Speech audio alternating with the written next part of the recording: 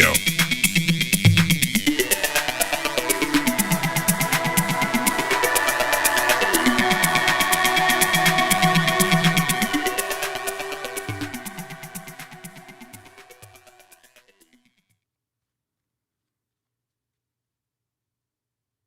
Hey, what's going on, everyone? It is David Palmer, Leo King, and I'm here with Rich Lopp. We're talking about some tarot manifestation, frequencies. It's good to have you here in the studio, man. Thanks for having me, man. I appreciate you. I appreciate you so much. I mean, honestly, we were talking about doing the calling of being a volunteer. Dolores Cannon said it, and you looked at me over there when we were at the fridge earlier, and you were like, I didn't know that you were into that. I was like, yeah, that's how I got actually into all this. So it's always good to be with somebody else who feels the same way, which is hard to find. And I know there's a lot of people out there who feel the same way. So it's nice to be with you here. And so many people are inspired by you and love your work, especially myself. And it's been since, New Year's Eve? It feels like a year ago, even though it's been like 3 months now. Yeah, I think it actually, I don't think that's accidental. I think there's a reason why it's hard for other volunteers to connect. Right. And it's because of the job that we have it's a very specific mission. What would be the point of putting a bunch of volunteers together all in the same place? Right. They're going to stick you where you're needed, which is usually in some of the darkest places on the planet, surrounded by people who are spiritually dead asleep. Because, it's our job to radiate that frequency, or in whichever way you choose to do the job, you're going to be stuck in one of the darkest places. So, yeah, it is weird to... I have a really interesting question for you. When you're in that space, when you go through that dark moment and you come out the other side, do you feel that there is a frequency, or there is a signal, or there is something that allows you to truly know, like, I've found where I'm supposed to be and I've arrived? Like, is there something that for you was like a signal or a code or like a password, something that made you feel like, oh, I got out of that, I made it through? Because I know that there's sometimes where we think that. I look back in my journey and it was like, oh, I thought I was there. And it was like, And we always have to dip back into some of those places to check ourselves and be tested. But the real official, like, I've arrived moment for you? Honestly, things just started working out in my favor, which may not sound like much, but I'm one of those types of people that my whole life was a train wreck. Nothing ever worked out in my favor. I failed at everything that I tried to do. I failed in every area and every aspect in life. And then when it finally got to the point where everything starts lining up and everything starts working out to benefit me overnight, it first kind of spooked me. I'm like, whoa, what's going on? But then after a while, okay, so things are working out in my favor. Then after that, now everybody is being drawn to me, asking for my advice. My whole life, I've always been that guy that everybody makes fun of. Nobody ever listens to what I have to say. Now I wake up one day and everybody wants to hear what I have to say. It was bizarre. I didn't really react very well to it at first, but yeah, that was pretty much what let me know that I have arrived, as it were. I love that it actually is. It's pretty simple to where you feel like, I think you put it best. I just had a client I did a reading for last week, and she used to be a psychologist and counseled married couples, but when she went through a divorce, she felt as if, I don't know if I can do this work anymore. And so she went some other directions, even though that's part of who she is, because she was afraid of what people felt. Well, like, if you're teaching marriage counseling and helping others, how can you do it if you've been now divorced, Mm-hmm. And that reminds me of one of those times in everybody's life where it's like, why are people like looking up to me? Because it's almost like that self-evaluation of like getting through that self-worth issue of like, I'm not good enough, when actually it's that light that you like to say turns on. The reading I got from you over a year ago is you really do it to others, but you found a way for me to turn my light back on. And that's what you do so well, especially that you are an Aquarius, It makes sense that you would even use that analogy, but it really is true though, and it's so important because it doesn't matter. Even let's say if I don't know, you gave advice on anything with what you do. And if in your own personal life something happens, it doesn't mean that you've lost your greatness inside, you know? No, that's where the wisdom comes from. Yeah. I think a lot of people, one question that I get a lot from personal clients is, am I on the right path? And people always ask this question because things are going wrong. It's not really going wrong, but yes, you're on the right path, because most people are wanting to transform their life. They're wanting to live a life that's unlike anything they've ever experienced before. Right. That's going to demand a different version of you. How do you become that different version of you? You learn lessons. You fuck up. Something bad happens to you. You get through it. You figure out how you got through it. And you become like a wisdom snowball. You know how people always say failure is part of the process? That's one of those cliches we were talking about earlier. How, like, that's one of my toxic traits. Cliches fly over my head until I experience it. And I'm like, oh shit, that was right. And that's one of them. Failure is a part of the process. And that's not just a cute saying. It has to be, because in order for you to align with your purpose, you have to become a different person. There's only one way to become a different person, and that's like a tear down and rebuild process. So like with the marriage counselor lady, why would anyone want to listen to me? Because I've been divorced? Well, if you've been through it, I would imagine you know a thing or two. Right. You know? Well, it's like, it reminds me of training wheels. Like, you can't just live this life with the training wheels on. Eventually, you're going to have to take them off to ride the bike so you can go wherever, so you can live freely. I mean, training wheels really weren't my thing either way. Like, my dad kind of was like, you're just going to go through this, you know? Same thing with swimming. You know, that's the number one thing that I think I don't want to say that I know the exact number, but I think in America, it's over 60% of people don't know how to swim, right? So, and that's a really big population, and we're surrounded by ocean, this whole continent, right? Or this whole country, at least. So it's one of those really weird things to where, especially being in the Navy and being in swimming my whole life, I've helped a lot of people like just by you can take some steps in the water here, but eventually you're gonna have to take the plunge, or you're gonna have to take the training wheels off in this life. And I feel like it's when we go through those moments, it's scary and it's weird and it's trippy. And usually, to be on a more real side, the stuff you're talking about, the dark places we have to go, they're not as easy as just taking the training wheels off or jumping into a pool in the shallow end and taking your head as a dunk of water underneath. You know, it's a lot more extreme. And I know for you it has been. I don't know if there's any part that you want to share at all that has really been what got you on this path, because you're so much more than just a tarot reader, even though you're an amazing tarot reader and a spiritual counselor and a guider in so many ways. But I feel that, you know, we don't get a lot of that from you on your channel. You teach it through your lessons. Yeah. But, you know, for you, I feel like you have so much wisdom that just hasn't been able to really get out, apart from the already incredible wisdom that you have. Well, I mean, the thing about wisdom is that it doesn't come easy.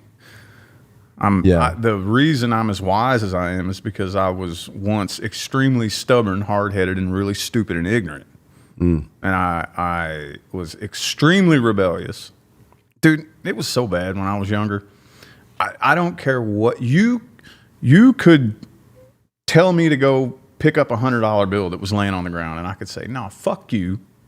You go pick it up. You shove that $100 bill up your ass just because you told me to do it. Like, I was so angry, and I just was out to just destroy any authority or any system. And I was crazy, dude. I went buck wild crazy. It's embarrassing. And it got to the point where everything was just holding on by a thread, and everything crumbled. And my whole life fell apart.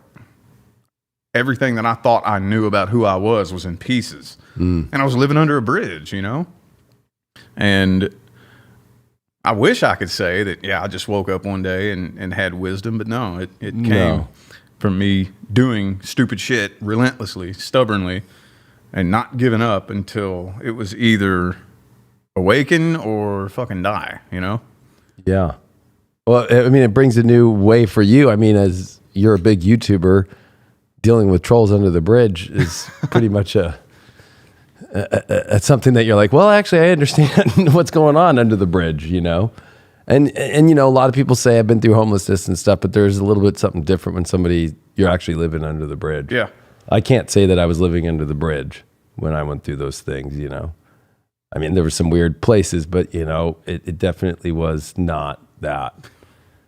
And especially I can at least relate with you on being a very extreme rebellious. I mean, I got kicked out of the military and thrown in jail, and my family was everybody that knew me was concerned about my way that I did not know how to control my rebellion or the shirt I'm wearing right now is fuck it. Okay. You know, like I straight up was fuck it to everything instead of the positive fuck it, you know, and that was a very hard time because my life got put into nothing but just horrible. It wasn't even pieces, you know, it turns into where you don't even know who you are anymore and you lose yourself. And I think a lot of people can relate with just that feeling, however they go about it.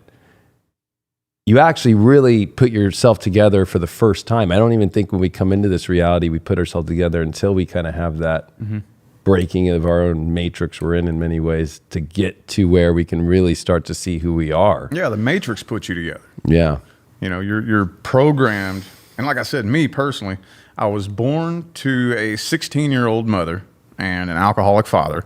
That didn't last long. I was taken away from them when I was 2, and I was raised by my grandparents.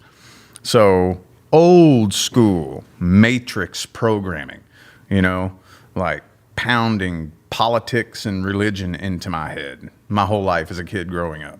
And that didn't sit well with me, you know. Right. But even at that, that's what my programming was. And then, yeah, like you said, once it all comes crashing down, then you pick it all. You pick it up and put yourself back together. Yeah, I mean, it's really weird because I had an acid experience that actually was in the middle of when I was going through that process that actually made me, it's a very scary experience the first time you do acid. It's like the most terrifying thing. And it's like looking at the reality. And even it was at Coachella in 2006, and every voice in different languages for 50 minutes, I was sitting in the outhouse just hearing and rethinking everything in life, including what the definition of grass was to me. It reminds me of how the Matrix it really is like a computer program where all the files, we're all meant to look at it this way. And you look at it from your true self for the first time and you're like, what the heck? And you rename everything your own way. And you go, I don't want the file here. I don't want this program to run this way. And that was, I remember the aftermath, that 8 hours after, of me just like feeling like I finally found who I was, but really what this spiritual, divine, godly force is. It was like the first time it was like, there's so many programs stacked on top of us to not even allow us to go there. I don't think you have to do acid to do it, but it definitely is like, you have to go through some pretty extreme stuff. And the stuff that happens during that, in some cases, it's as crazy as acid, or other situations that bring us to those redefining moments where you don't even recognize the reality anymore. Yeah. Well, I mean, I'll tell you what mine was. That's actually cool. People argue that my story is cool. I don't think it's that cool. I was living, well, I went from the bridge and I turned myself into a homeless shelter. And it was called the Healing Place in Louisville, Kentucky. And it's a homeless shelter / recovery program where it's like the military for recovery. They make you wake up and you got to make your bed real tight, and then you eat just enough calories to keep you alive. You got to walk like 5 miles to these drug and alcohol classes, but they won't let you work. So I left there and I went to a transitionary home where I was able to get a little job and start paying rent so that, you know, start working my way back into normal society. And one day I was sitting in McDonald's in downtown Louisville, Kentucky, using their Wi-Fi to play around on my free government-issued Obama phone. You had an Obama phone? Yeah. And I was playing around on that with my earbuds, watching YouTube videos, and I scrolled past a video that said, I saw the law of attraction in my NDE. I'm like, what? Does that mean something about attracting women or something? Right. So I clicked on it, and then it was just a short little, and the video's still up on YouTube. You can type that in. And it was like a little 5-minute video, and I'm like, dang. Are you serious? You mean to tell me that all this shit I've been experiencing, I created it? Not only did I create this, but I actually have the power to uncreate this and like create my wildest dreams? Watch me. And I became obsessed. But the funny thing about it is, and I tell my clients this all the time, if I was in a comfortable place in my life, decent job, money coming in, happy relationship, I would have scrolled right past that. The only reason I even clicked on that video and became obsessed with it is because I had just spent the previous 6 months living under a bridge, diving in a dumpster, living in a homeless shelter. So that's the reason, you know what I'm saying? Right. So, I mean, I didn't know anything about anything. All I knew was that I've been at rock bottom for months now. Yeah. And here I'm hearing that there's this thing that you can do where you change the way you think and you envision light and you can make shit happen. Are you kidding me? And I just became obsessed with it. And I don't know, I'm kind of unbalanced. And like, I don't think, to be honest, I don't think you are at all. I feel like if you actually watch The Matrix, Neo is in the worst place. He's living in that apartment. He's a hacker. He's lonely. He's like reached the end where he's showing up too late to work and he knows he hates it so bad, right? And it's like when you get to that weird place where you're like, this is not what it's supposed to be, this reality. Because I feel like that's actually what it is. It's not so personal. It's like our sense of self is not aligning with what is actually happening around us in every way. And it is true, we've manifested it, but I think there's another part too where it's like we were programmed to manifest it that way. And so it is the undoing, like you said, but it's when we get to those moments that those are the blessings. Like people look at it like, oh my God, that's the worst place to go. And the judgment in the program, right, is like, I can't believe you're at a McDonald's using their Wi-Fi on an Obama phone. Yeah. But that's the only way that you would have got your white rabbit, so to say, to get out of the matrix, right? It's like those are the moments that get us out. So to me, that's the most balanced way the universe works. And it's like, it feels like out at the edge of the matrix is when you go to those places that you can get out. Like that's where it is, unfortunately. Yeah. But it's not that scary.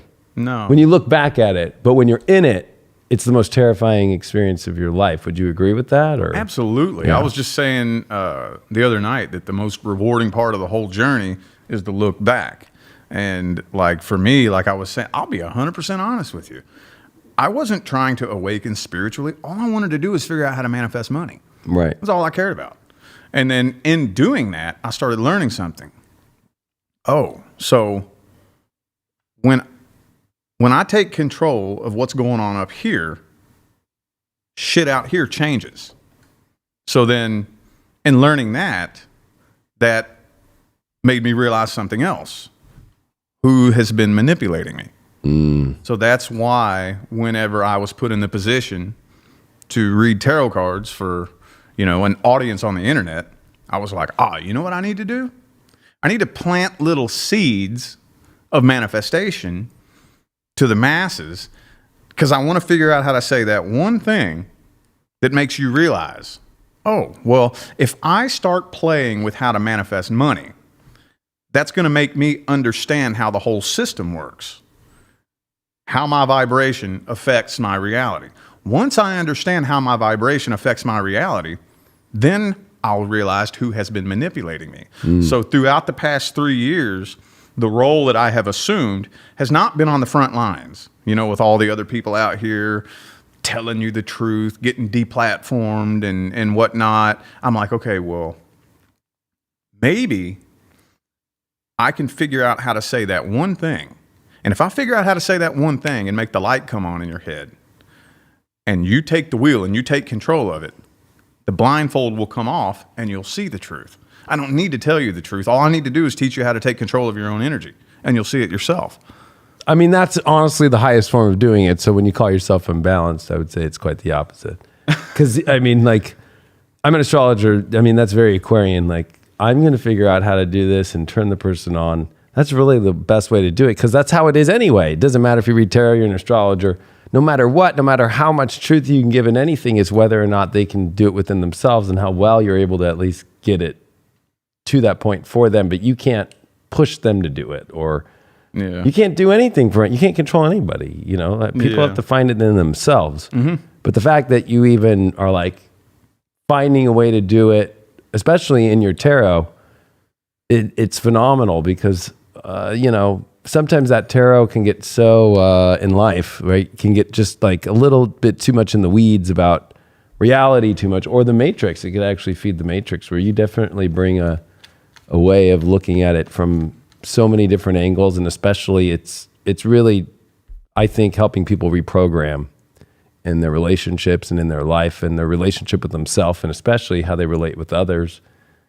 That's really what you're doing in a powerful way, because I feel like that's where the programming gets the most truly unbalanced, is in the relationship dynamic when we're not in the right space. Well, and another thing too is that another big problem that I see as far as the programming is people look at people like you and me, or anybody behind a screen with a big audience, and they don't realize that we're just regular people. Right. And the reason is because there are so many people out there in the spiritual community who are putting on this fake persona, you know, and people look at them and they think, oh man, they're up on this big pedestal. Right. You know, so they're making it so fluffy. And there's so many people out there in the spiritual community who are just putting this fake mask on, playing this part that nobody can connect to.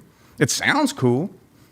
I mean, it sounds really attractive. So people just get addicted to sitting and listening to them talk, but they can't really relate any of what this person's saying to their own life.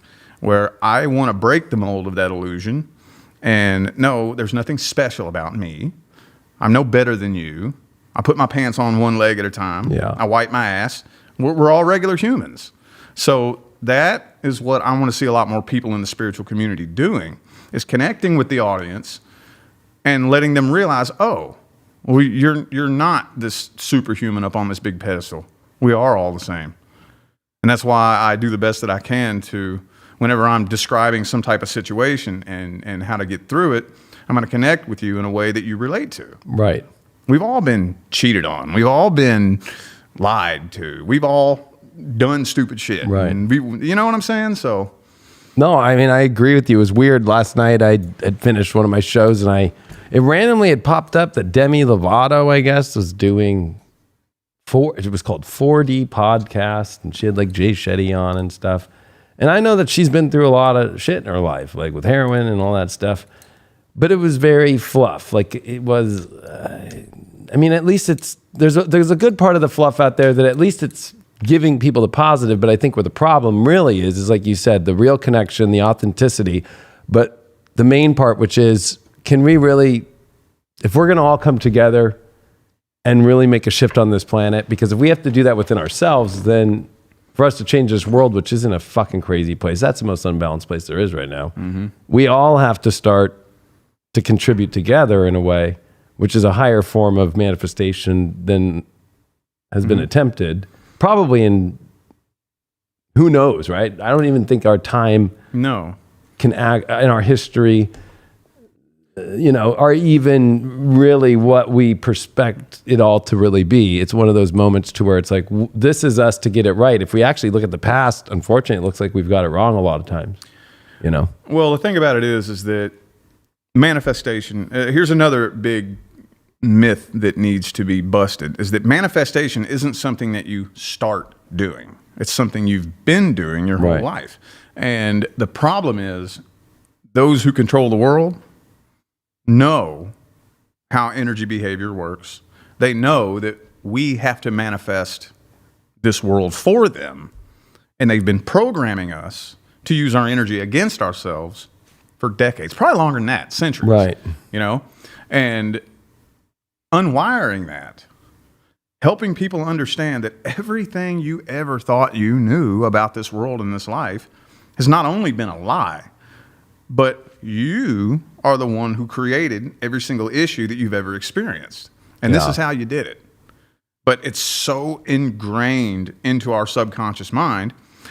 The past 3 years, for example, I don't know, I don't want to say too much. You can say whatever you want on here. But living in fear, you know, do you know how, think about how much of this life is woven together by the fabric of fear. Every decision we make is a fear-based decision. So we've brainwashed humans into believing that fear is virtuous. Yeah. You're being responsible. When you go wash your hands, that's a fear-based decision. Locking your doors is a fear-based decision. Now, those are just some examples. I'm not saying go be dirty or anything like that, you know. But just as an example, it's like, dude, every decision I make is based on fear. You get up and go to work because you're afraid of losing your home. Right. You know, everything that we do is based on fear. How do we unwire that? I mean, that's the whole reason why the work that you do and a lot of us out there are doing, I feel that, like you said, it's not something you start. It's something that you've been doing your whole life.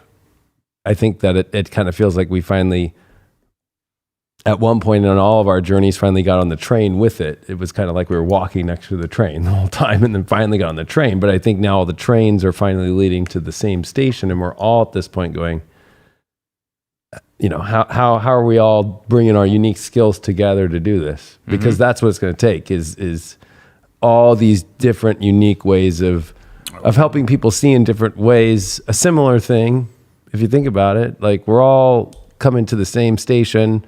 We're all at the end, and even in tarot, coming to the same world card at the end of the major arcana, which I think is interesting when you bring up that there are people who control this world. And if you can look at the tarot in weird ways. Like you can look at the whole thing of from the Fool to the world and realize that the dark has their version of that for people out there. And then there's your own unique, where the Fool does truly free himself and does find his path forward of truth, but it is not an easy journey to say the least. And like you said at the beginning of this, like failure comes with it, you know, in many ways. Like there's going to be failures, and that is the Tower card in many ways. There's so many moments, but I feel that because we're at this moment, I mean, you were just saying to me, you know, earlier, like you just have gone through a major move. Yeah. Which I told you, you know, not a lot of people do. You and your family made a major move. You were comfortable there. You were happy there. And that's where you found your stability. So it's already, that's a fear-based thing that you were just talking about, having to move and, oh my God, am I going to lose that security and all that stuff? But really, I mean, you're doing the same thing and you're moving to, it's all the same shit. It's just in a different space. That's really all it is. Yeah. But it's that whole transformation, especially now that Pluto's come into Aquarius within the last couple of weeks, which I think is really interesting. The fact that you are an Aquarius. Yeah. And the whole world can actually see an Aquarius and what they feel like Pluto and their signs feeling like. Which actually, I mean, how's it been feeling for you in the last couple of weeks to kind of get to this answer of how we're going to figure it out? Because believe it or not, it's going to be Aquarians that are going to help us the most. Yeah, it's, you know, it's been rough, and I really genuinely feel like what I've been going through is recertification. You know, anything that you do in life, you know, any skill you obtain, you have to go through recertification. So I really feel like what I've been put through is some recertification. You know, like I, for the first time in my life, found stability, have everything anybody has ever wanted. I'm very happily married to my life partner. I have my kids.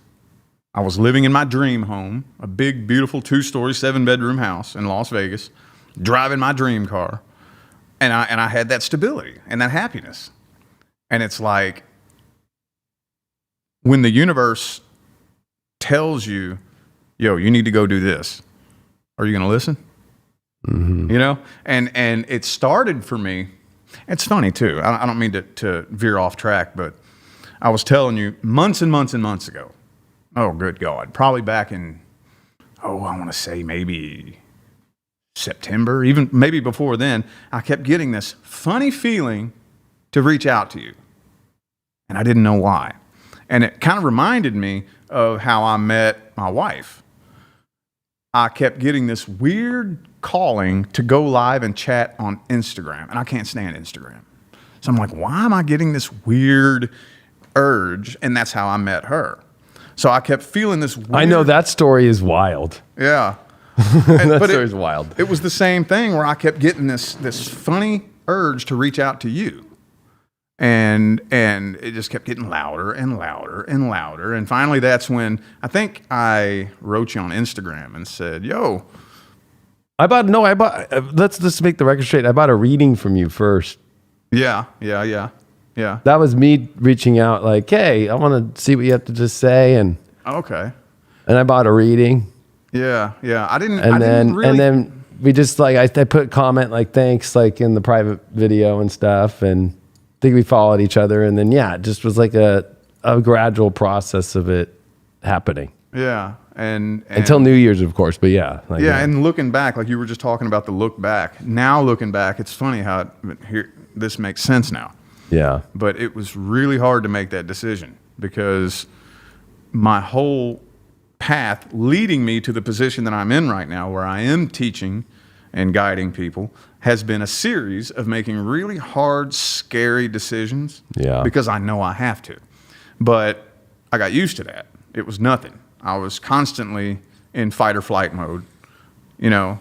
And then it's like the universe said, okay, let me reward you for your hard work and let me let you sit and chill for a few years. And I experienced stability and comfort for the first time in my adult life. And then I feel like the universe is like, okay, are you going to get up out of that or are you going to stay trapped in your comfort zone? And I didn't have to move out of my house. We could have extended the lease for another year, 2 years. I didn't have to let go of my dream car just because it had a problem. It was all under warranty. It was covered. But I felt like the universe was saying, you need to let go of this and get out of your comfort zone because, you know, I need to level up to the next level. I'm no expert. I mean, I know that I do teach and help people understand a lot of things, but I still have more to learn.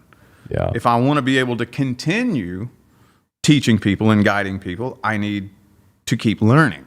You don't learn easily. You learn by going through some shit. Yeah. So everything that I'm going through right now may be kind of confusing and weird and scary, but a year from now, this has given me a lot of wisdom. Does that make sense? Yeah. Well, I think being an Aquarius that you are, does it feel like because you had the comfort, it's like you have all the pieces figured out, but now it's because all the pieces have moved and been jumbled in places, and it's like, is it more of a mental aspect for you, or is it more of like an emotional, or is it where you're feeling like your mind, your emotions, and your soul are all having to, it's like a driver's license when you have to renew your driver's license. It's like, you know, sometimes the DMV is like, yep, no problem. Like, yeah, no big deal. And then out of nowhere, they'll be like, no, you need to come back here and get a vision test. Yeah. You know, like, or you need to come back in here and we want you to take the test again because there's some new law or something like that. That's what, when you said that at the very beginning, I'm like, that's exactly how I feel about it. Everything in my life. I'm like, I'm having to fucking certify that I could do all this shit. And for some reason, I thought, what an ego kick in the ass this has been, right? Like, oh, what do you mean? I know how to do all that. No, I don't. Yeah. It almost, and then it creates that doubt. So that's my question: is you being an Aquarius, and because we're all out there, even people who don't really follow astrology, you know, Pluto fucking went into Aquarius, fucking, you know, at the end of March. So it's like, oh shit, like the big shift. But it's like that you are one. Is it the trip out of a fear of an ending? Because Pluto is very much like the death card in tarot. Does it feel like the fear of the death and what's on the other side you can't see and you're unsure of? Or is it, do you have a confidence that it's going to be okay on the other side? Or has that been lost? Well, it was weird. That is a really layered question. The first things first, this opened my eyes to something that I've never experienced before. I became attached to my life and everything that was in it. Dude, when we took a trip back to Las Vegas to grab, you know, some more stuff from the house that got left behind. And I felt like I went to a funeral. Dude, I'm, you know, saying goodbyes to the neighbors and whatnot. And I ain't even gonna lie, I went into the bathroom, didn't tell Leah, and I fucking collapsed to my knees and cried like a baby. I'm like, what in the fuck is wrong with me? What the? I fell in love with my life, my home, my routine, my everything that was the life that I had built there. I fell in love with it and became attached to it. And it felt very similar. Have you ever experienced breaking up with somebody that you were dating and you didn't want to break up with them, you just knew you had to? You ever experienced that? Mm-hmm. You know that pain in your heart? Right. That's what it felt like. It was so bizarre.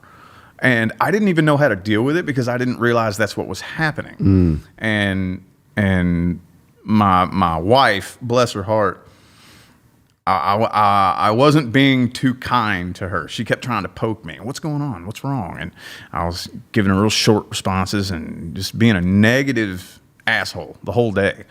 And I finally had to tell her, look, I don't know what's going on with me. I've never felt anything like this before. I've never been through this. So it was a whole big mixture of, yeah, well, no, I don't really have any fear that things aren't going to work out. I mean, so it's more the adjustment, yeah, and then of course the attachment, as you said, to the way life was, and actually that there was deep emotional bonds that were positive, yeah, and the fact that the shift is making you go, well, shit, now I'm going to a place, and all those emotional comforts and those positive experiences are now something different. Yeah, something different. It's a new home. Yeah, you know, I'm driving a new car. I didn't want a new home. I loved that home. Right. I didn't want a BMW or a Lamborghini or a Mercedes or a Bugatti. I loved my Camaro. Yeah. You know, and this may sound so silly and so petty. And honestly, I feel kind of embarrassed even talking about it.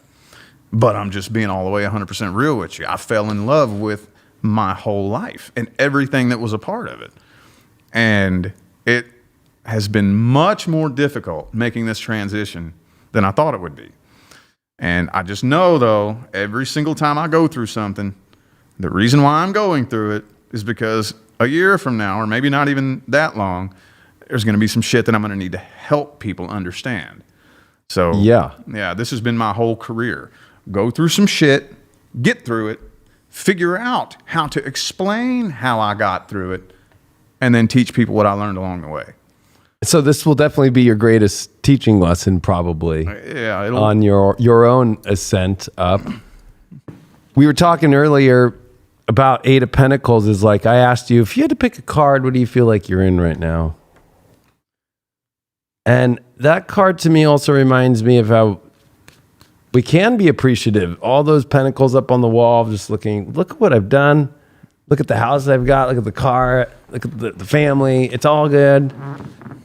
But that also, and that's positive. And then there's the other side of the matrix where we can get stuck in that place, whether we're in a place where we, like, you and I used to work 9-to-5 jobs. Like, you know, like you made an example once about, like, you ever been to work and at lunch? And I'm like, oh, of course, I remember that. I'll never forget that. That's what's weird is you can leave the matrix, but there's still parts where you can instantly go back. I remember that, but it does feel so far away.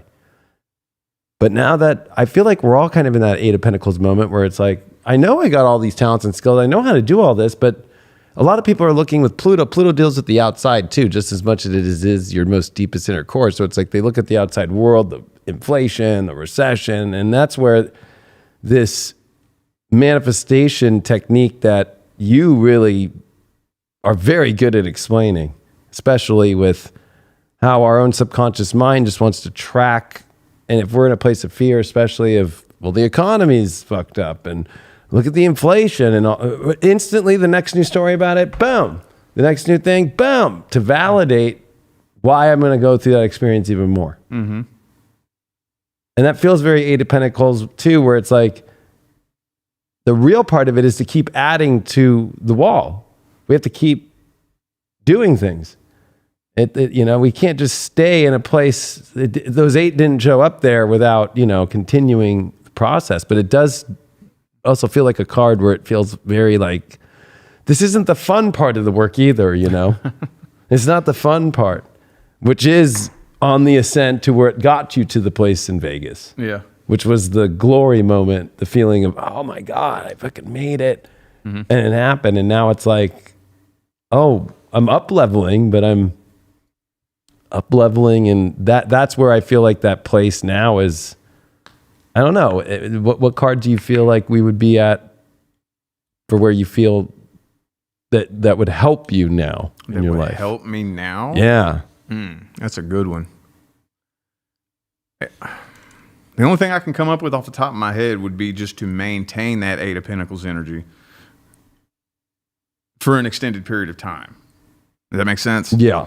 But like we talked earlier about the Five of Swords, but we did. Not the negative aspect of the Five of Swords. The determination that comes behind the Five of Swords energy, you know, where it's like, I'm going to get to the top of that mountain.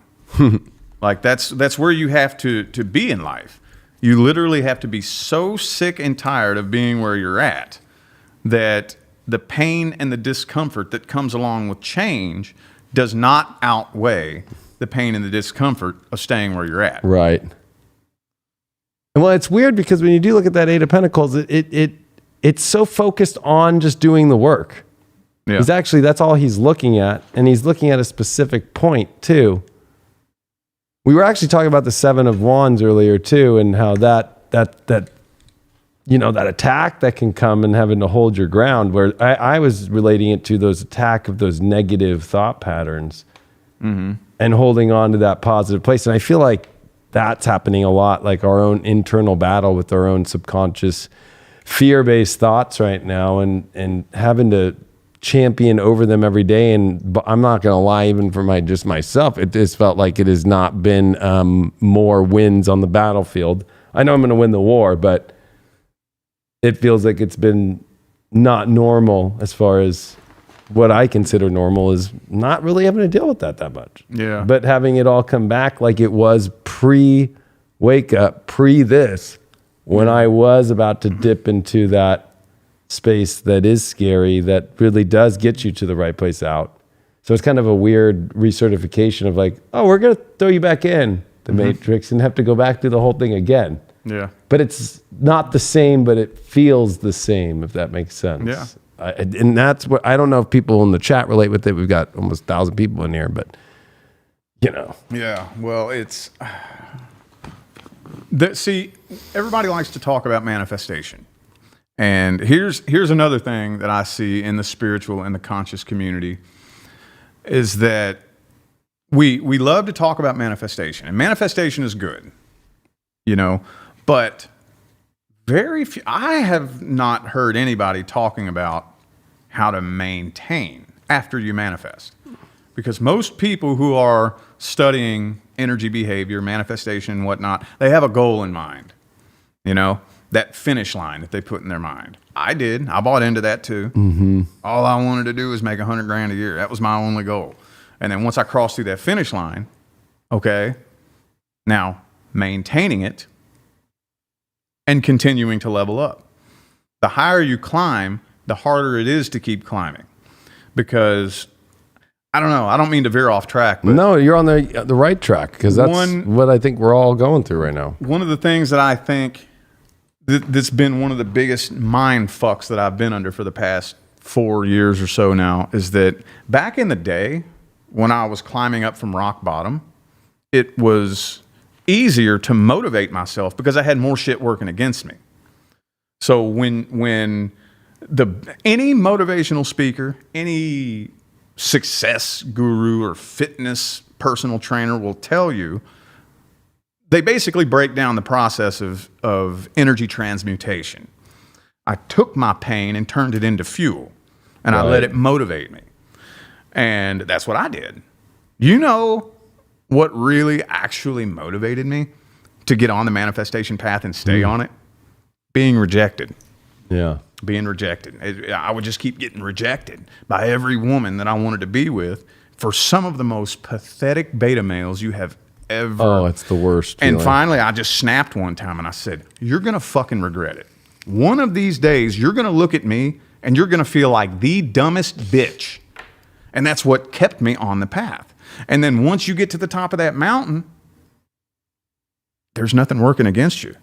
So what do I use to motivate myself? I'm comfortable.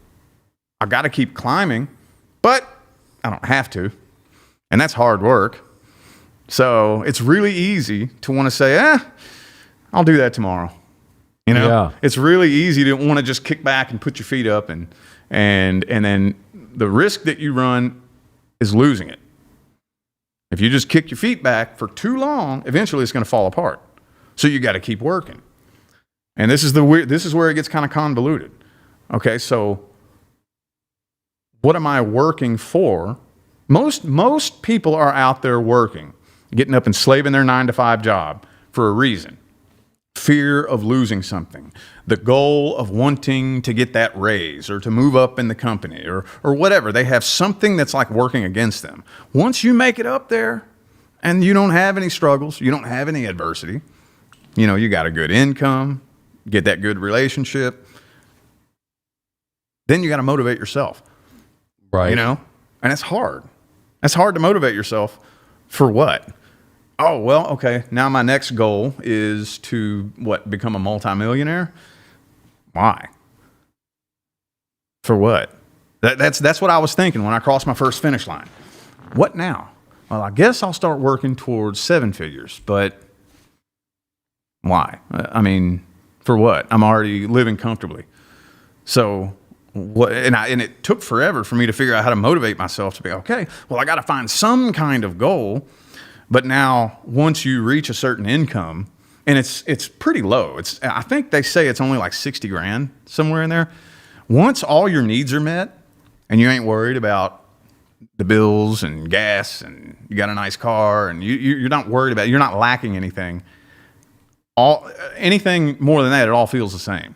I started noticing that, you know, and Right. I made my first 100,000, then I doubled it and made 200,000, felt exactly the same. And I learned real quick. I was like, okay, well, then what's motivating me? And that is the thing that I don't hear a lot of people talk about in the conscious community and attracting and manifesting abundance and things like this and whatnot, is that, you know, manifestation is one thing, but then what? Well, that's where I think we're at a really weird divide in the spiritual community, personally, because of the fact that there's the other part of that angle, which is you're supposed to just go and chill out. You shouldn't have to live a life where you have to do all this extra work or even manifest. Just live in your being and enjoy the ocean and the water, and which I feel is part of our life. But I think it comes back to the beginning of this talk, which is about the calling, right? I mean, especially if I'm going to use Dolores Cannon's example of being a volunteer. That the motivation to make that 7 figures is to create something for being that second wave person or volunteer. That's what made me manifest this. It wasn't for personal gain. It was, I need to have the money so I can get a big enough studio to have the sets, to have the cameras, to have the ability to have the app, to create a community, right? That's been my guiding light, has been the whole time. Since the very beginning when I was homeless with a laptop, was this. But for me, my weird point is I got here and not a lot of people want to do it. Yeah. And I said last night, I went, maybe I should have just done it for myself the whole time. No, that's the reason why. You know. That's the reason why I say I got to figure out how to say that one thing. Because I don't think it's that not a lot of people want to do it. It's that they haven't bought into the process. I'm convinced that if I could just figure out that one thing to say that makes you understand that it's possible and how it works, I could get anybody to buy into it and do it. But most people don't even believe it's possible for them, you know? Yeah. So they're automatically, if they don't even believe it's possible, of course they're not going to want to do it. They are so sucked into this matrix programming, and they only believe that what they've accomplished is possible for them. How do I figure out how to say something to the masses that makes this light come on and for them to understand it is possible? And I hate to use another cliche phrase, but if I can do it, anybody can do it. I mean, yeah, it's not one that's overused, because I think everybody feels that way when you get to a place and you're like, if I can do this shit. When you were asking me about how I figured out all these cameras, it was just like, I don't know. I just figured that shit out.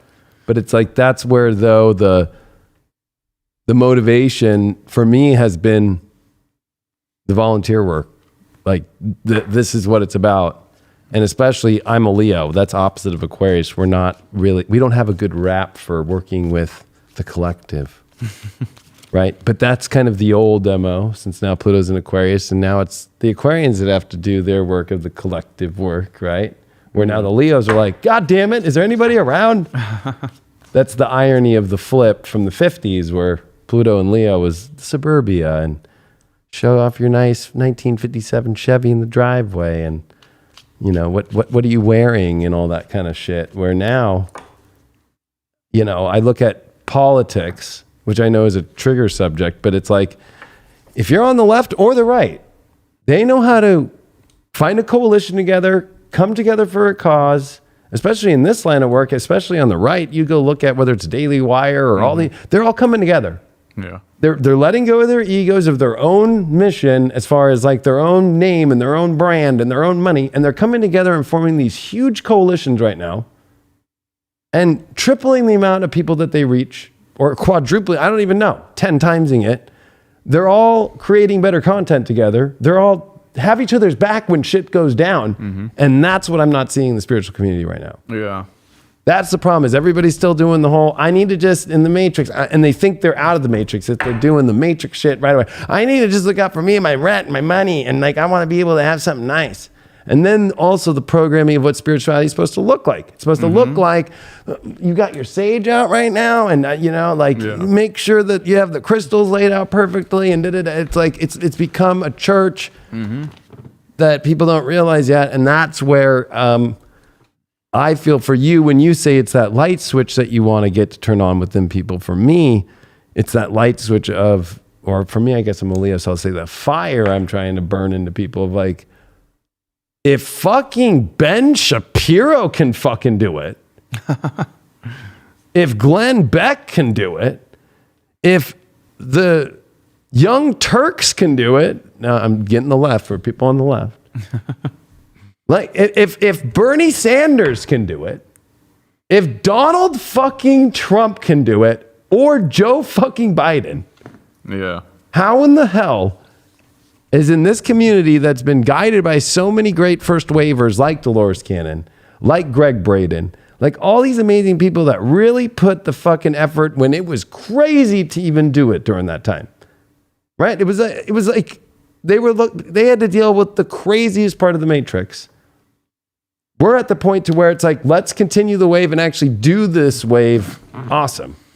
Let's actually like take it farther than it could have been. It wouldn't have been able to get to where we're at right now. Look at what we're doing right now. They weren't able to do this back then. Because they're still using matrix programming within the spiritual community. They're making it about all the wrong things. Like you just said, they're making it about what it's supposed to look like. They're making it about what it's supposed to sound like. They try to put all this red tape. That's the reason why you don't see the spiritual community really coming together, is because of all the spiritual public figures out there. They're putting on this fake persona that nobody can connect to. Nobody can really connect to that. You look like a fictional character because you are.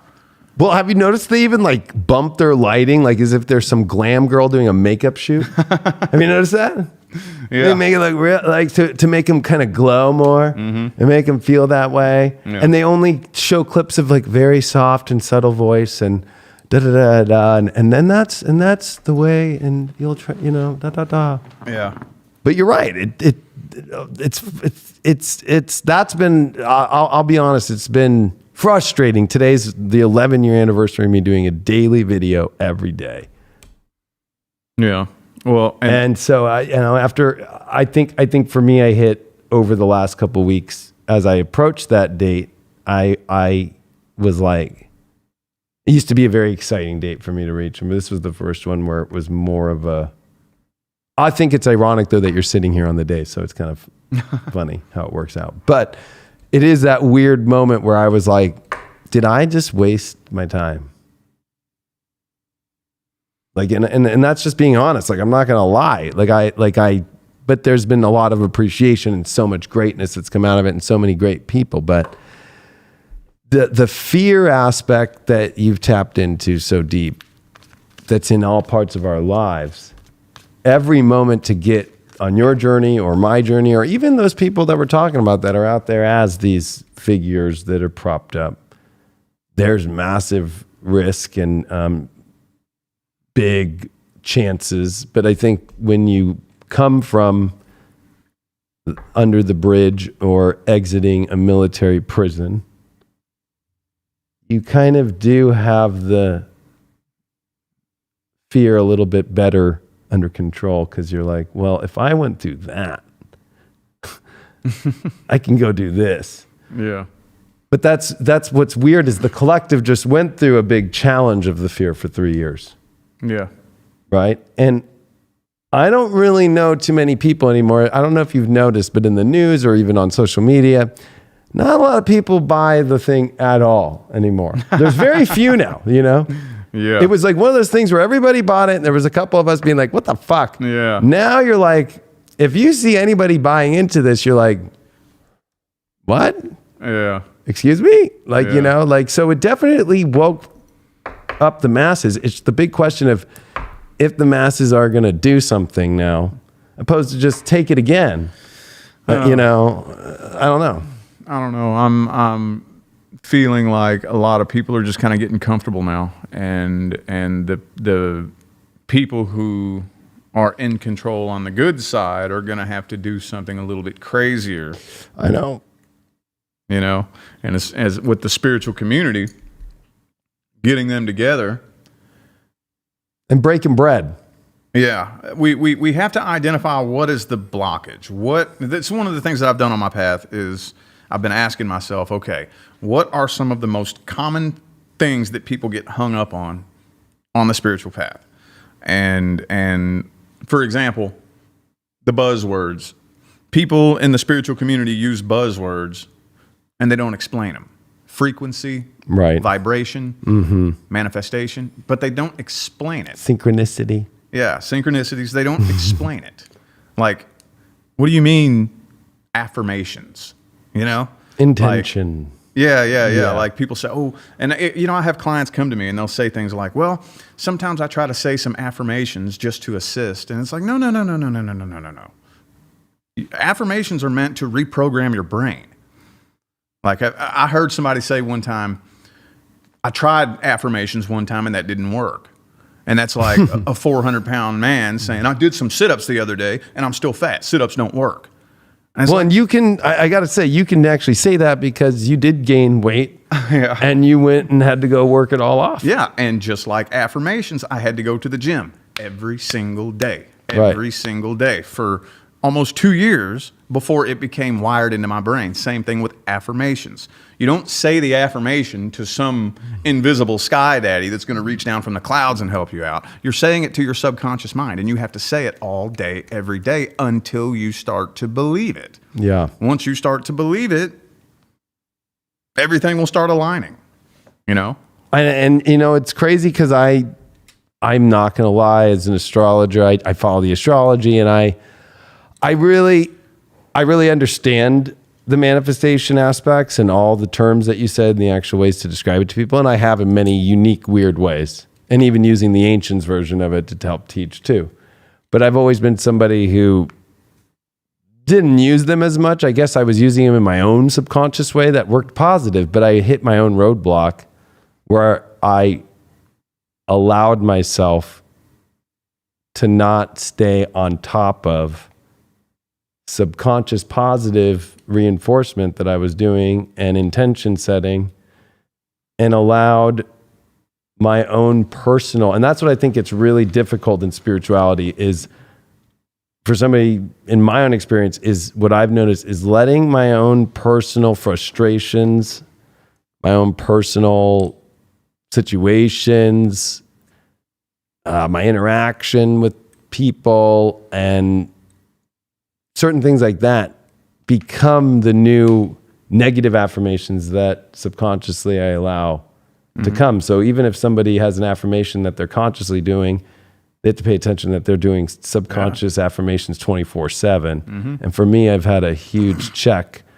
While I thought I was doing so much good, which I was, at the same time, you can be doing so much bad underneath, you know? Yeah, we all do. I mean, we're all humans. Like even me, I still have to work on this shit every day. You know, it's a lifestyle. Becoming aware of your energy. And okay, speaking of buzzwords, what does my vibration mean? In layman's terms, how I feel most of the time. Right. You know, to explain it, I mean, it's more complex than that, but basically that lays the foundation. What's my vibration? How do I feel most of the time? 90% of my day, how did I feel? Pissed off, annoyed, irritated, and upset. Okay. So that means I am a magnet to people, situations, and scenarios that resonate with being pissed off, irritated, angry, and upset. You know? And it's difficult. I mean, we're talking about decades of programming into our own brains. And most of the stuff that we're trying to unwire out of our minds is stuff that's been with us since childhood. Yeah.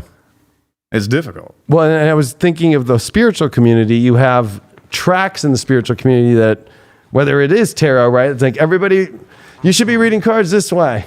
Yeah. Right? And then astrology, you should be doing astrology this way. And then affirmations and manifestation and quantum manifestation and all the terms and the secret and law of attraction. And so everybody's coming into this superhighway right now like this. Bam! Yeah. And everybody's got to learn from each other because the astrologers got something for the affirmation people as much as the tarot people have something for the astrologers. And the astrologers, they interlink, but also the manifestation. We all interlink, but everybody's so hard-headed right now in the way that it's done that we actually have to look at it. It's like with me being with you, it's like, fuck, that's where my failures have been lately and my weakness has been, is I have not been setting my intentions. And so when it comes to manifesting, yeah, using astrology and creating spiritual networks and doing all that shit, I got that shit down. Mm-hmm. But boy, the little things that'll take me down is what I, as an astrologer, sure understand in myself, but there's tools and there's things that you got to do that's where other parts do. And that was the whole intention of why I created the idea of a high vibe and not making it about a person, but about just a higher vibration, which can't be defined like a church. Because if everybody looks even high vibe as a certain way, sometimes the highest vibe thing in the world is to do opposite of what you would expect rainbows and kitties and prayer and kissing your grandmother goodbye as what high vibe is defined. Yeah. That we all don't know the definition fully either. You know, like because we're all at a point to where we're creating it together. If that's really this idea of this new earth and this new quote unquote frequency, which really it really is redefining the universe itself from being on the frequency it's been. If our own minds can be on a frequency and be changed, even by being up in an airplane and being close to, if there's a solar flare, there's so much that's changing in the frequency of who we are. And we're feeling that even on the earth. Frequencies come from the universe. They also come from the sun. They come from our own bodies, electromagnetic. They come in all different shapes, size, forms, and ways. And what we're at is, it feels like static electricity where all of the frequencies of everybody have kind of come off and we're having this major shock.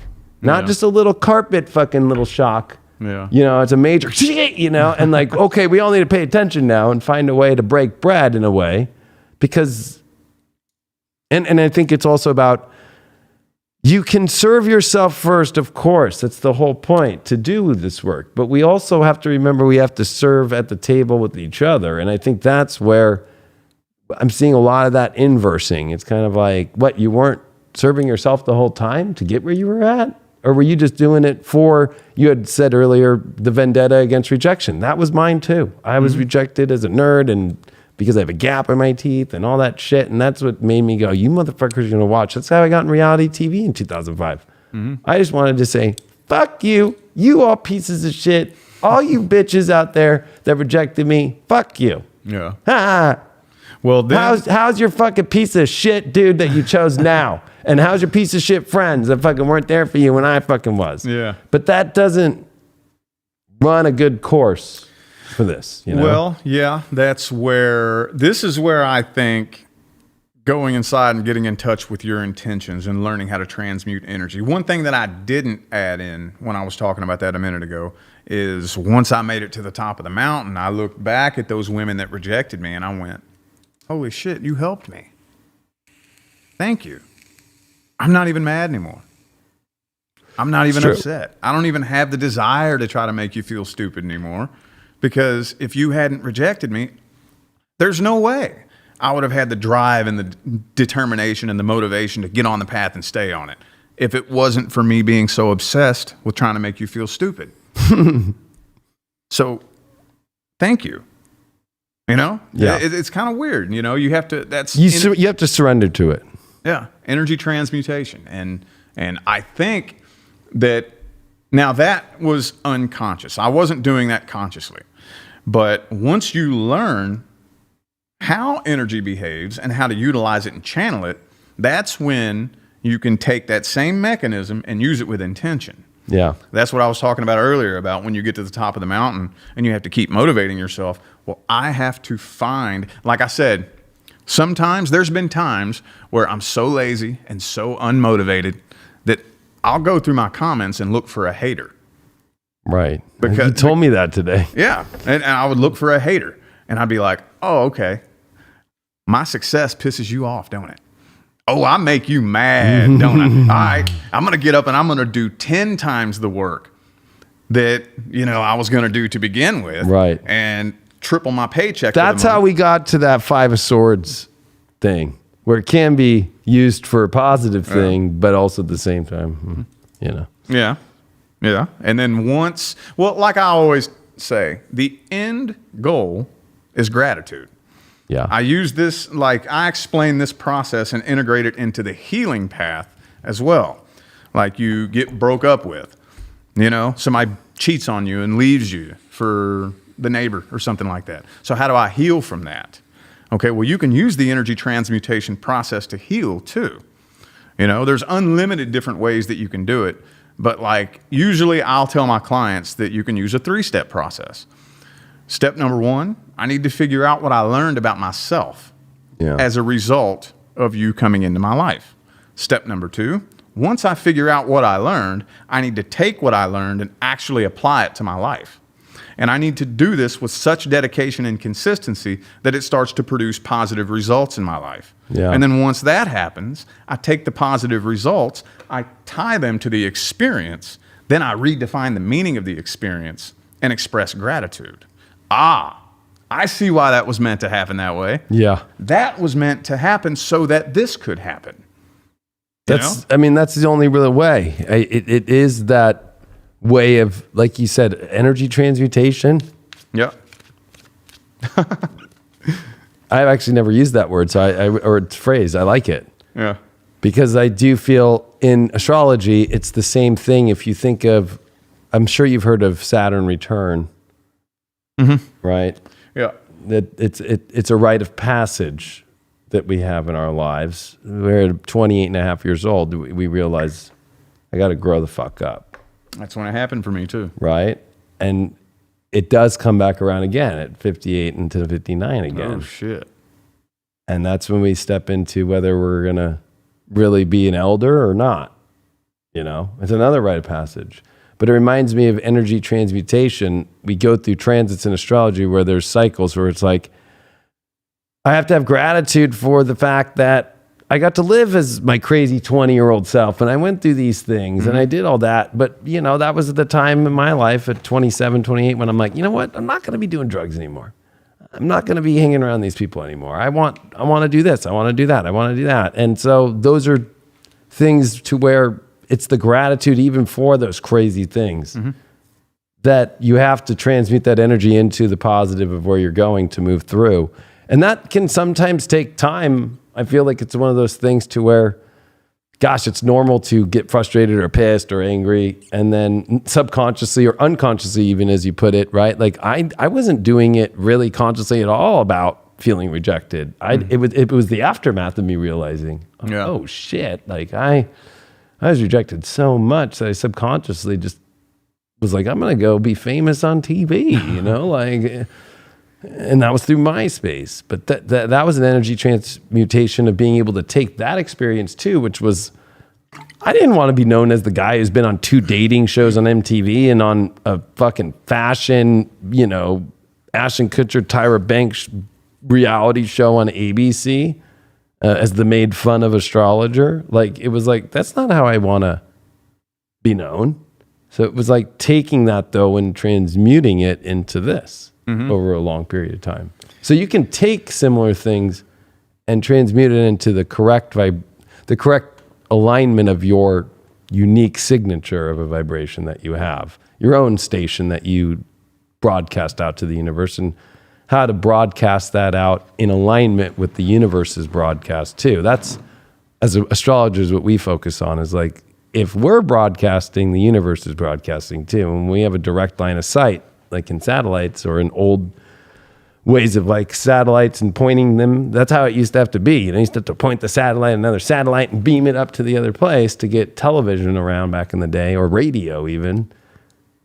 It's the same shit. It's like, and then sometimes we can point our satellite hoping to get something in a signal where there's nothing. Yeah. And we're expecting it to receive something back. We're expecting the universe to bring us back a signal, but there's no satellite there that's broadcasting back to. It's like Wi-Fi today. It's like, sorry, like if it's not on there, you can't force your iPhone to get on Wi-Fi when there's no. It can't find it.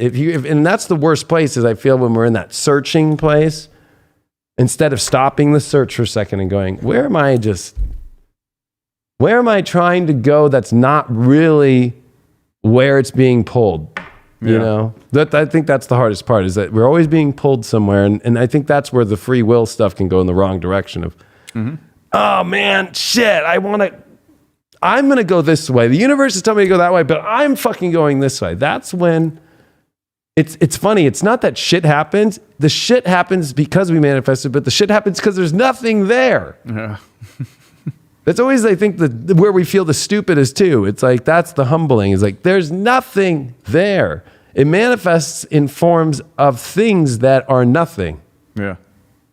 That's what's weird. It's just like, God, that's definitely not the people I want to hang around. That's definitely not the people I want to work with. That's definitely not the life I want to be living. That's like, what am I doing here? Yeah, it's because of the brainwashing and the programming that has led us to believe that I need the thing in order to create a certain feeling. Yeah. We've had that pounded into our heads since the fucking TV was invented. Yeah. I need the car so that I will feel better about myself. And then you get the car and it feels good for a couple weeks, and then it's like, okay, well, that's boring.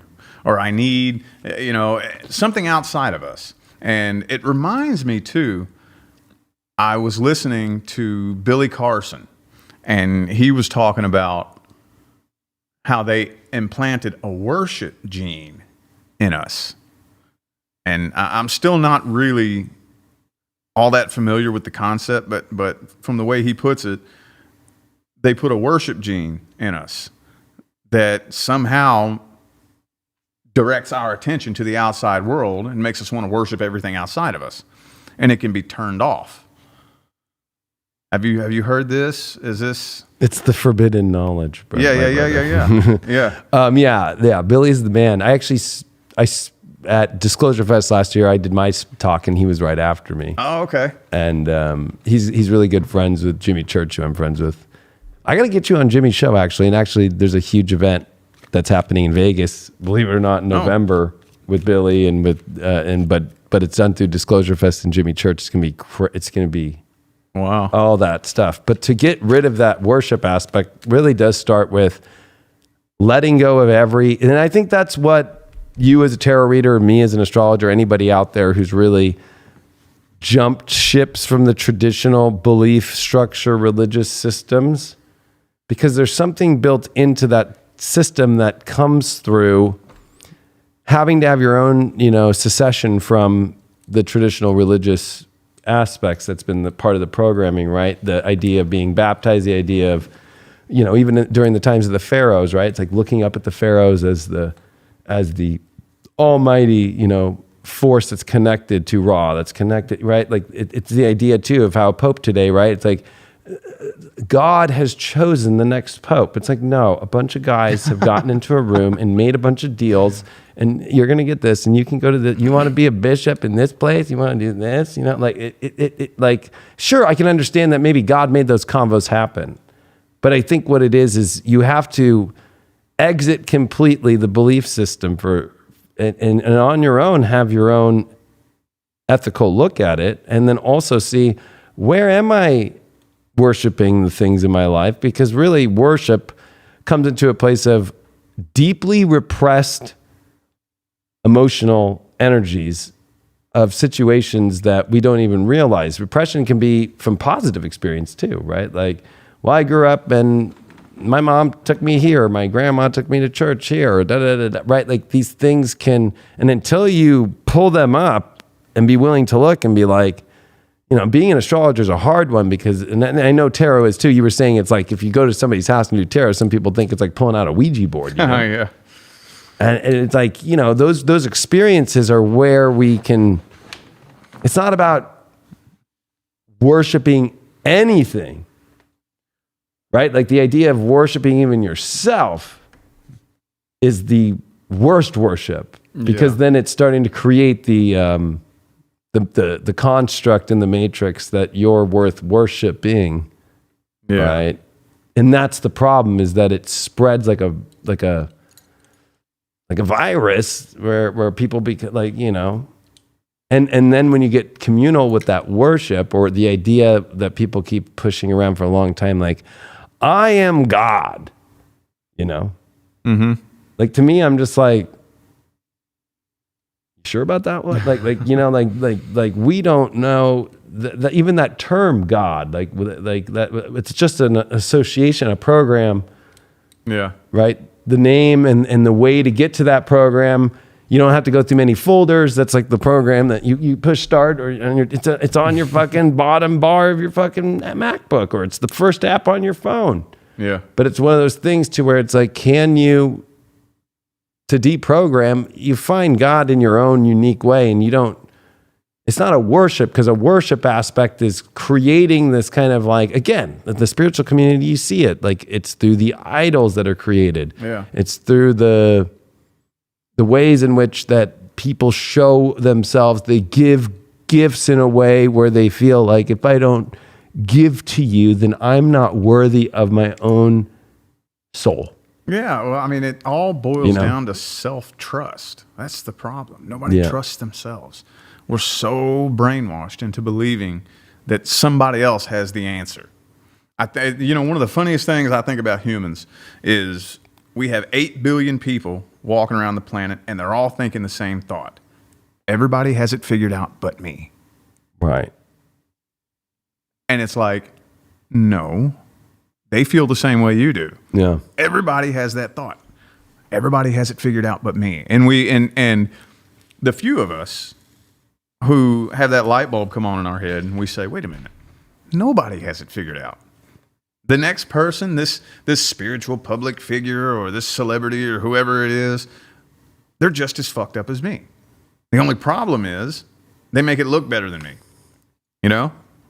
I do want to use the cards for this example, believe it or not, because it's really funny to me when I look at, I'm pulling out the other card because I feel like it's really interesting how tarot has so much forbidden knowledge and secrets. Yeah.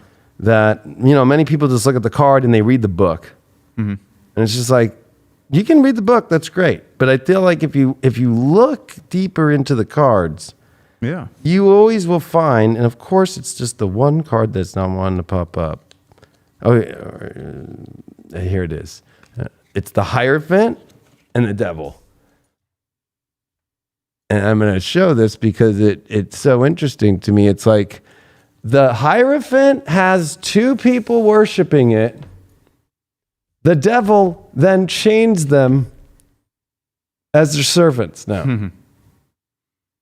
They're one and the same. Yeah. Both are against each other. And then we were just talking about the Death card, because especially it does feel like, you know, you said that's your second favorite card. Yeah. Am I okay to say that you said that? Yeah, absolutely. But the other, your favorite card's what again? The Magician. The Magician. Yeah. Right? To where that's... So with the Death card, there's the weird part of it all, is like Death is looking at the Hierophant. The Hierophant is also telling you to stay away from the devil in real life, if you really think about it. Yet we all death is not the devil, you know? Death is something that comes to all of us, and it's the usher. It's the usher in and the usher out. Yeah. It's Pluto. Pluto is, we have to conceive to have a baby. Yeah. To go back to wherever it is we are, it has to accept us back the same way the egg accepts the sperm. The one sperm, or sometimes it might be two eggs, right? But you have to remember the vibration of a sperm is unique and has to be a healthy enough sperm to get all the way up there, up to the fallopian tube, and get to the egg, and the egg has to accept it. Right? And it's an energy of exchange where it feels like it's on the same vibration. The egg chooses if that sperm's good enough or not. It could have 100 sperm around it out of the 30, 40, 60 million that tried its way, but they go down different tubes, all this crazy shit. And it has to accept it in, right? What I've taught most recently in my Pluto class is, what does it make you think that where you define heaven, or what you define where we go next, or if we come back here, is whether or not you've done your work here, or you've tuned yourself enough to where you are that soul that is willing to be reaccepted by the egg, not in the ideologies that have been taught through religion, right? Like, oh, I'm just here, I'm going to go retire and I'm good, and I read my Bible verses, right? But one sperm out of all those millions makes it into the egg and receives it. So the same way that we have to be conceived, and we all were that one sperm that got into the egg. Going back, same thing. Yeah. Of what we do here and how we adjust ourselves to be not worshipped and worshiping and how well we worshiped, but how well we are vibrationally and how much we are, I don't even want to say worthy, but divinely aligned back with the source from which we came to come back into that egg. And believe it or not, Pluto is the symbol of an egg sitting on top of like what looks like a cup. Everybody associates it with the world that's the underworld. But really, are we living in the underworld? And it's about going back to the overworld, right? So the other weird thing is in the Matrix movies, in Matrix 3, the last symbol they show in all the Matrix glyphs is half of Pluto without the egg. But the Matrix is when we are not in the back at home in the egg fully received. So in the same idea of coming into the Matrix from the real world, supposedly, right? Which ironically, that they don't do a good job of showing how Neo can stop the Sentinels in the real world, right? And how he has the same powers. They just kind of just like bypass that. And even in the fourth one, they really don't go into that much. But it's interesting that we all are having to attune ourselves into a way that will be received back. And that's what the death card is the death card is that moment where the usher comes and takes us and doesn't make the choice, though. There's a source higher than the death card, but it takes you there, and whether it's going to take you back or throw you back down here for another life or whatever it might be, it's weird to see how many people get entrenched in this. They turn into that. The death card comes, and there's them. Bring him back down here so they can come back through my church again. Bring him back down here. Don't have him come back, or have him come back, please. We've got him indoctrinated, and I feel bad for the death card because I feel like he's had to watch the ushering of so many billions, who knows how many souls, that just thought that it was about the program of the worship, right? Even in this manifestation community, the idea of worshiping the manifestation itself and the law of attraction, that I'm so powerful of a manifester, manifest it in the worship of that too. It's not something to be used for gain in a sense that's not without the gain of the sustenance and the sustainability of something that is to change this earth, that it's got too many patterns itself. If we as humans have subconscious issues, then every sentient being, whether it's a fucking alien or it's earth itself, has its own patterns. that we're all here to have to face at this moment. And that's what I think feels so unique, not odd, but unique, is that this is the biggest opportunity we've ever had. And always before every big opportunity, it feels like this. It feels like I'm going to fuck up. Yeah. You know? Yeah. Yeah. And I mean, with, like you mentioned about, you know, people worshiping the manifestation itself, that's really, in my personal opinion, the only goal is to just learn how it works so that you can understand how this whole game was created. And once you understand how this whole game was created, it'll fall apart. Yeah. I mean, you know, it's actually, to me, it's kind of that simple, I think. But one of the biggest problems is that where we are going is absolutely unfucking precedented. Yeah. And like what we were talking about earlier, 2 types of manifestations, A type and B type. A type manifestations are things you can plan for, step by step. I can take a pen and a piece of paper and write down the steps that it would take for a new car to appear in my driveway. But if I have never made more than minimum wage my entire adult life, I'm not going to be able to write out a step-by-step plan to figure out how to create a multi-million-dollar business and stick to it so strictly. You get on the path, you have to come up with some kind of plan, right, to do something. I'm not saying don't plan anything, but okay, I come up with this plan right here. I promise you, shit's going to come from out of left field. It's not going to happen the way you planned. Right. You know, because it's unlike anything I've ever experienced before. So where we're going is unlike anything we've experienced before. The problem where everybody's butting heads is everybody's using their ego trying to figure out how to create it. It's like, you ain't going to be able to do that. I'm not going to be able to do that. Which really, that brings to the X factor point. Like there's moments where an X factor has to happen, where it's out of our hands, it's out of our, we have to go with wherever, you know, the road narrows at a point, and we have to make a choice. I mean, in the 1800s when they did the railroads, it was like, okay, I guess we're going to have to dynamite through this fucking mountain.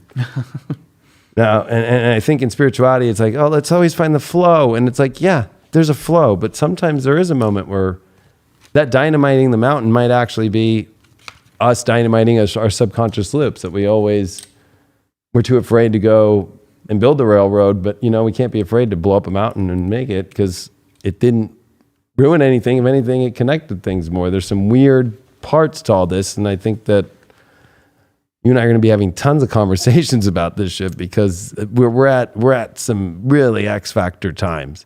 Yeah. Where A and B seem like willing to do, but the alternative, what is we unprecedented, as you just said, is the best part of the whole experience, to be able to be here.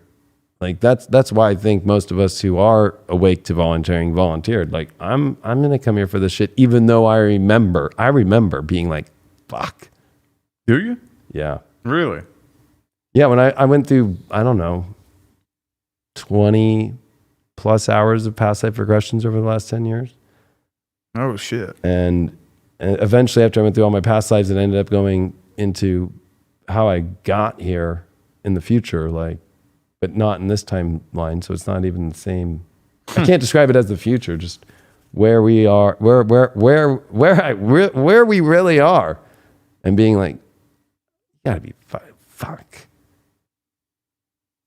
That's true. And even the moment of like, there's no, all right, it'll be tomorrow. There's not even that. It's just like, all right, let's go now. And just getting rushed to the line and watching infinite amount, I can't even count, of just these light being souls waiting to come in this reality. And them all with no faces or anything, but I could feel their energy doing this. Like, why is he skipping the line? And then just being like, hold on, boom, bent, you're in. I'm like, and I remember all those beyond trillions waiting to get in here. Just waiting, hoping to get in. And then the hardest part for me in this work is seeing how people just, you know, I just, fuck this life. Yeah.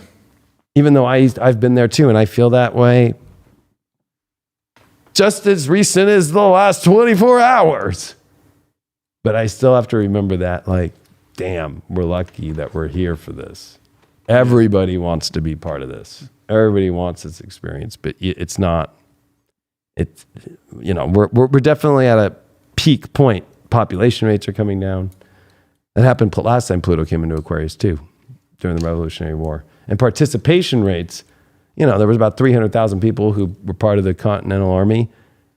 It wasn't that it was just the 300,000 in that part from 1775 when they formed the Navy all the way to the end of the war by the beginning of the 1780s and 1781. It was only in 30 to 50,000 people at a time increments. And most people were scared. Most people chose to, I'll just wait and see what side I'm going to pick. Am I going to stay being a Tory, or am I going to be this new idea of being a revolutionist and an American? And it was only the little bits at a time that came forward. It wasn't 300,000 at once. And it reminds me of this moment where it's like, it's not going to be the whole collective at once. Yeah. It's going to be troves of us in groups, and another trove in group, and another trove in group, until there's a unification. And then there's just going to be a bunch of people that will finally accept it. But what's weird is the idea of that freedom then and to free humanity was ironically then created by the founding fathers, who I respect dearly, but it's the irony of how they were all Masons, and then they laid this whole entire country based off the idea of this alchemical, magical work. Yet most people in this country, when they see "In God We Trust" or all these things, don't realize it's coming from a Mason's point of view, which is you're not defining God by Jesus. It doesn't say "In Jesus we trust." It doesn't say "In Allah we trust." And of course, they create the Bill of Rights, which was an argument for so long in the Continental Congress when we were still in the Articles of Confederation to even have a Bill of Rights, because we actually thought it would screw people over. It should just be free. So actually, the idea of like having a First Amendment and a Second Amendment in the Bill of Rights was actually something that a bunch of anti-federalists were like, fuck that. You're laying down things that could be fucking, with a Supreme Court and with all these things that could be just like taken down, even though the Bill of Rights by 1800, if it hadn't been changed, have to stay. So they lied to you in the programming every day when they say gun rights and all that can never be taken away. It's in the Constitution. They don't put that on the website though. I have to buy the books that are original from back then in order to read. By 1800, if this shit's not changed, well, it didn't change. So the idea of freedom of speech and all these things, people are afraid of what they don't realize. I know it's a stupid analogy, but they don't realize the rights they have as an American, but they also don't realize the rights they have as a spiritual person and the powers that they possess. Like, it's all right there. It was dumbed out of us on purpose. I know. Like it really was. The people that control this world are very patient.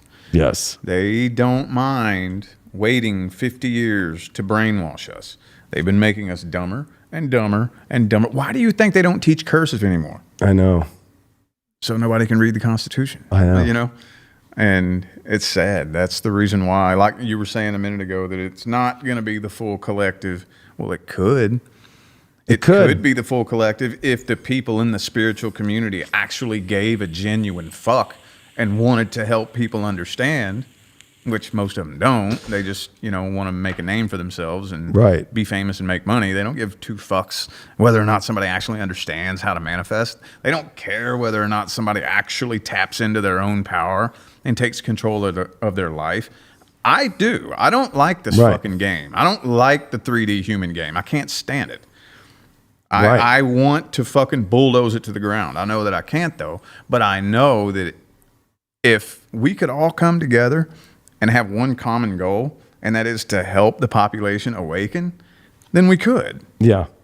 Because the population, we don't want to be one size fits all at the same time. Everybody has their own unique way of how they want to. It's about taking off the shackles of the program to allow people to see their greatness be done, because you get to a point when you do this work where it's like you do go through the ego moment of like, I do want to be successful. I do want to have this.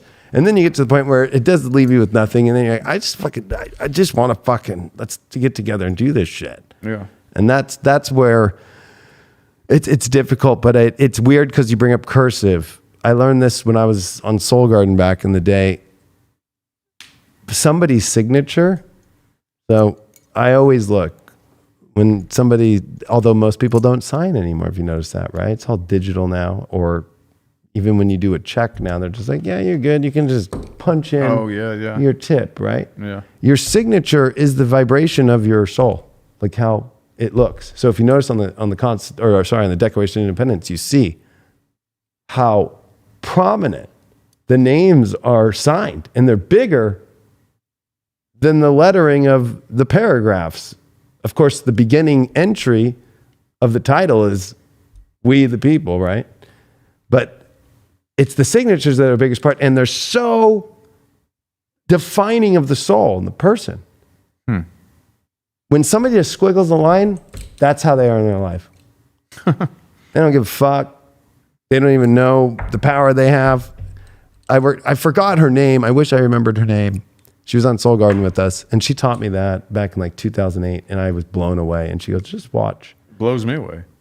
And every single time I watched somebody and I would tell them about that, they always got triggered. And I'm like, no, that's how you're running through. You're just like, whatever.